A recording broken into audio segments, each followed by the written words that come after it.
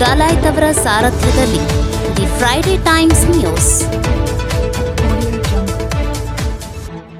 ಹಡಪದ ಅಪ್ಪಣ್ಣನವರ ಜಯಂತಿ ವಚನಗಳನ್ನು ಸಮಾಜದ ಮಕ್ಕಳಿಗೆ ಕಲಿಸುವ ಜೊತೆಗೆ ಅರ್ಥೈಸುವ ಕಾರ್ಯವಾಗಲಿ. ಸಚಿವ ಎಚ್.ಕೆ. ಪಾಟೀಲ್. ಮಹಾಶರಣ ಹಡಪದ ಅಪ್ಪಣ್ಣ ಅವರ ವಚನಗಳನ್ನು ಸಮಾಜದ ಮಕ್ಕಳಿಗೆ ಕಲಿಸುವ ಜೊತೆಗೆ ಅರ್ಥೈಸುವ ಕಾರ್ಯವಾಗಬೇಕು ಎಂದು ಜಿಲ್ಲಾ ಉಸ್ತುವಾರಿ ಸಚಿವರಾದ ಡಾ ಎಚ್.ಕೆ. ಪಾಟೀಲ್ ಅವರು ಹೇಳಿದರು.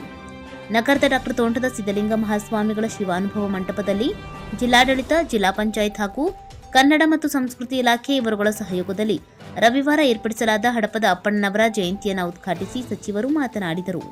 ಶಿವಶರಣರ ಜಯಂತಿಗಳಲ್ಲಿ ಮಕ್ಕಳಿಗೆ ಆ ಮಹಾಶರಣರ ವಚನಗಳನ್ನು ಅರ್ಥೈಸುವ ಕೆಲಸಗಳೊಂದಿಗೆ ಸರ್ಕಾರದ ಜಯಂತಿ ಅರ್ಥಪೂರ್ಣವಾಗಲಿದೆ ಎಂದು ಅಭಿಪ್ರಾಯಪಟ್ಟರು. ಹಡಪದ ಅಪ್ಪಣ್ಣ ಸಮುದಾಯವು ಚಿಕ್ಕದಾದರೂ ಸಹ ಜಯಂತಿ ಕಾರ್ಯಕ್ರಮಕ್ಕೆ ಅಪಾರ ಪ್ರಮಾಣದಲ್ಲಿ ಆಗಮಿಸಿದ್ದು ಸಂತಸ ತಂದಿದೆ ಎಂದರು. ನಗರದಲ್ಲಿ ಹಡಪದ ಅಪ್ಪಣ್ಣ ಸಮುದಾಯ ಭವನಕ್ಕೆ ಈಗಾಗಲೇ ನಿವೇಶನ ದೊರೆತು ಸಮುದಾಯ ಭವನ ಕಟ್ಟಡ ಆರಂಭವಾಗಿದೆ. ಇದಕ್ಕೆ ಅಗತ್ಯವಿರುವ ಅನುದಾನವನ್ನು ನೀಡಲಾಗುವುದು. ಮುಂದಿನ ವರ್ಷದ ಶಿವಶರಣ ಹಡಪದ ಅಪ್ಪಣ್ಣ ಜಯಂತಿಯನ್ನು ಸಮುದಾಯ ಭವನದಲ್ಲಿ ಕಾಮಗಾರಿ ಪೂರ್ಣಗೊಳಿಸಿ ಅಲ್ಲಿಯೇ ಆಚರಿಸುವ ವಿಶ್ವಾಸವಿದೆ ಎಂದು ಹೇಳಿದರು. ಶಿವಶರಣರ ವಚನಗಳು ಪ್ರಸ್ತುತ ಸಮಾಜಕ್ಕೆ ಅಗತ್ಯವಾಗಿವೆ. ಆ ವಚನಗಳನ್ನು ಬದುಕಿನಲ್ಲಿ ಅಳವಡಿಸಿಕೊಳ್ಳಬೇಕು. ಅವುಗಳ ಪಾಲನೆಯಿಂದ ಶ್ರೇಷ್ಠ ಸಮಾಜ ನಿರ್ಮಾಣ ಸಾಧ್ಯವೆಂದು ಅಭಿಪ್ರಾಯಪಟ್ಟರು. ಶಿವಶರಣರ ವಚನಗಳು ಸಂವಿಧಾನದಲ್ಲಿದ್ದ ಅಂಶಗಳನ್ನು ಅಡಗಿವೆ. ವಚನಗಳ ಪಾಲನೆಯಿಂದ ಸಂವಿಧಾನದ ಆಶಯ ಪಾಲಿಸಿದಂತಾಗುತ್ತದೆ ಎಂದು ಹೇಳಿದರು. ಹಡಪದ ಅಪ್ಪಣ್ಣ ಸಮುದಾಯದಲ್ಲಿ ಬುದ್ಧಿವಂತಿಕೆ, ಜಾಣತನ ತುಂಬಾ ಇದೆ. ಅದನ್ನು ಸರಿಯಾಗಿ ಬಳಕೆ ಮಾಡಿಕೊಳ್ಳುವಂತೆ ಹಡಪದ ಅಪ್ಪಣ್ಣ ಸಮುದಾಯಕ್ಕೆ ಸಚಿವ ಡಾ ಎಚ್.ಕೆ. ಪಾಟೀಲ್ ಅವರು ಸಲಹೆ ನೀಡಿದರು.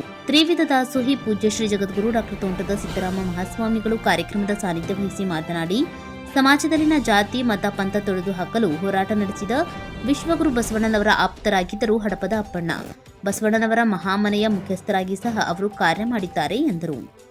ಶಿವಶರಣ ಹಡಪದ ಅಪ್ಪಣ್ಣನವರ ವಚನಗಳು ಅತ್ಯಂತ ಅರ್ಥಪೂರ್ಣವಾಗಿವೆ. ಸದ್ಯ 250 ವಚನಗಳು ಲಭ್ಯವಿವೆ.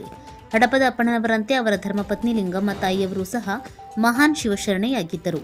ಅವರು ಸಹ ವಚನಗಳನ್ನು ಬರೆದಿದ್ದಾರೆ. 115 ಅವರ ವಚನಗಳು ಸಹ ಲಭ್ಯವಿವೆ ಎಂದರು.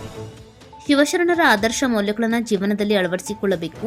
ಶಿವಶರಣರ ವಚನಗಳನ್ನು ಮಕ್ಕಳು ಕಲಿತರೆ ನಮ್ಮ ಸಂಸ್ಕೃತಿಯ ಅರಿವು ಅರಿತು ಅವುಗಳನ್ನು ಮುಂದುವರಿಸುತ್ತಾರೆ.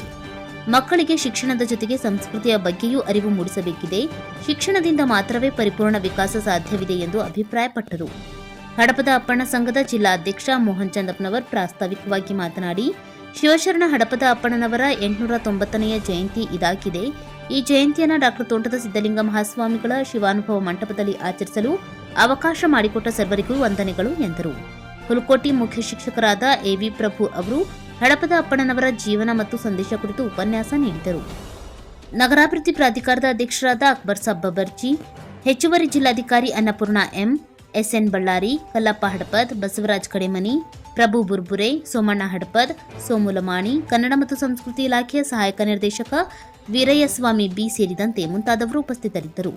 ಇದೇ ಸಂದರ್ಭದಲ್ಲಿ ಎಸ್ಎಸ್ಎಲ್ಸಿ, ಪಿಯುಸಿ ತರಗತಿಯಲ್ಲಿ ಹೆಚ್ಚು ಅಂಕ ಪಡೆದ ಸಮುದಾಯದ ಮಕ್ಕಳಿಗೆ ಪ್ರತಿಭಾ ಪುರಸ್ಕಾರ ಮಾಡಲಾಯಿತು ಹಾಗೂ ಕಾಯಕ ರತ್ನ ಪ್ರಶಸ್ತಿಯನ್ನು ಸಮಾಜದಿಂದ ನೀಡಿ ಗೌರವಿಸಲಾಯಿತು.